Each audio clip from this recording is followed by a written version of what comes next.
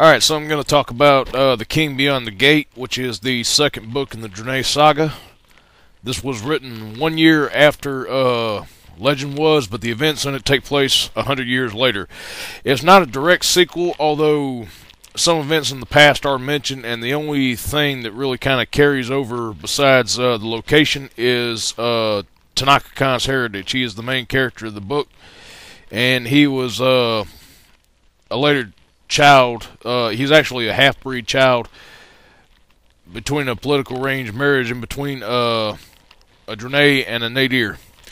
Alright, basically the story with this is that 100 years after the events of the siege of Delnak by the Nadir uniter Ulrich had died many years ago, and the Nadir had fled back into the different tribes and picked up their old ways. The Drenai had control of Delnak again, but unfortunately the fortress was sieged by a madman named Seska, who crowned himself the emperor. Seska is a fat, overweight guy who is the main villain of the story, but he's not just dangerous in the fact that, you know, he's on the throne. He has the mystical ability to read minds, and anyone around him that he doesn't trust, I mean, of course, anybody who stands against his rule, he orders them killed. If he has members of his guards or his own council that deny him, he has a secret force inside that goes and kills them, and so on. Tanaka is despised by both of his people and has been living among the Drenai most of his adult life. He fought with his group called the Dragon, which is a collection of Drenai soldiers that are extremely talented at battle.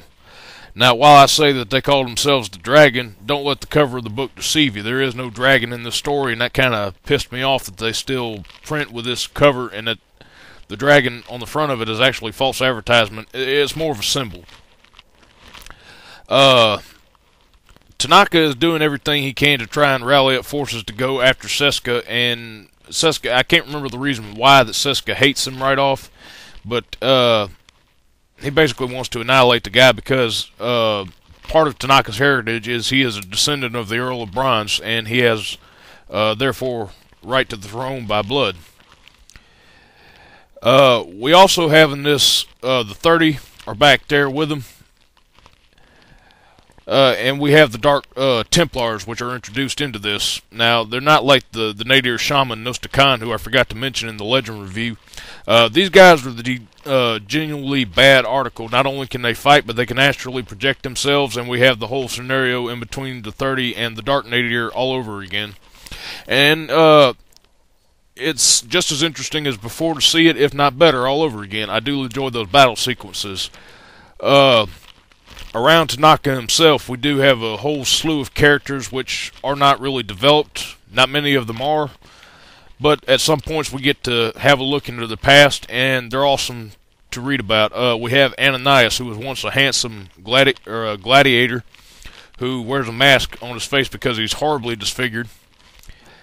We have Subodai, or forgive me for mispronouncing that, Subodai. We have Raven. Her name is actually spelled R-A-Y-V-A-N.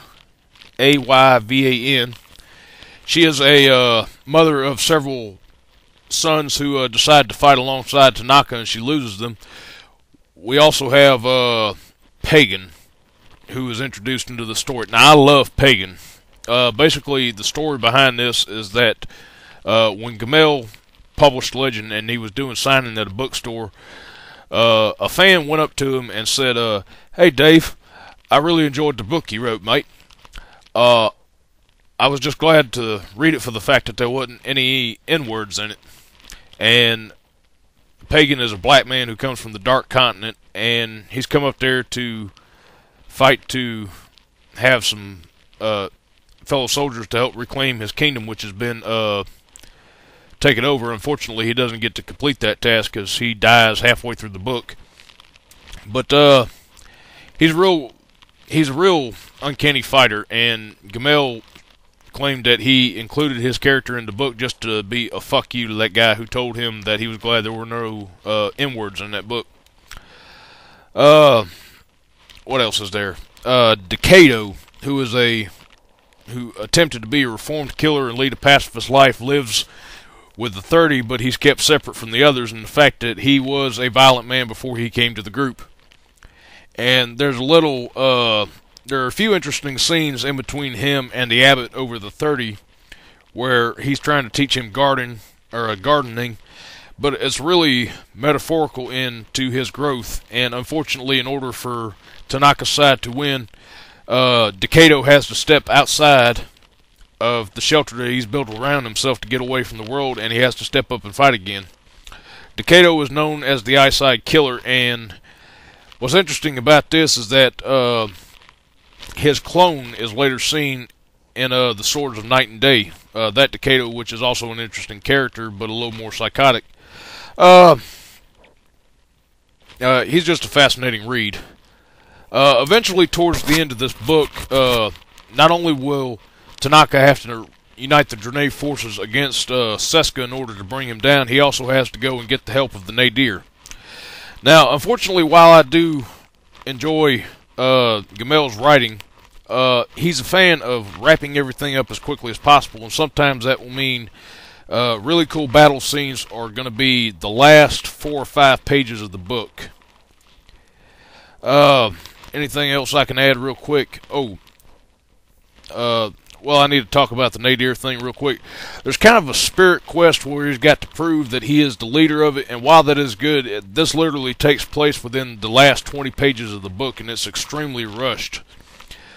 But it is still interesting to read about. No, while I said Gemmell's style is kind of quick, it's still an enjoyable read.